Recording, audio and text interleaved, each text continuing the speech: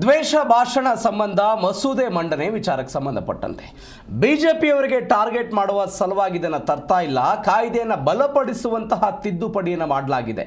ಹೀಗಂತ ಬೆಂಗಳೂರಿನಲ್ಲಿ ಹೇಳಿಕೆ ಕೊಟ್ಟಿದ್ದಾರೆ ಗೃಹ ಸಚಿವ ಡಾಕ್ಟರ್ ಜಿ ಪರಮೇಶ್ವರ್.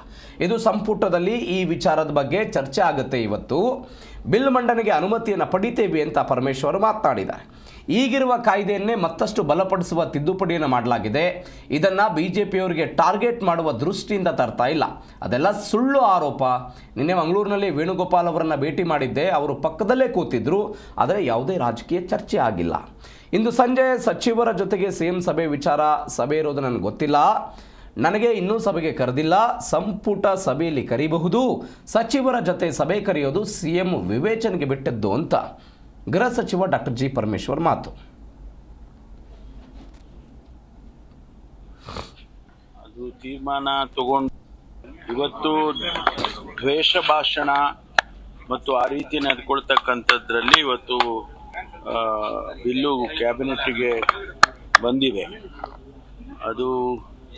ಅದನ್ನು ಚರ್ಚೆ ಮಾಡಿ ಏನು ತೀರ್ಮಾನ ತಗೊಳ್ತಾರೆ ಅದು ಕ್ಯಾಬಿನೆಟಲ್ಲಿ.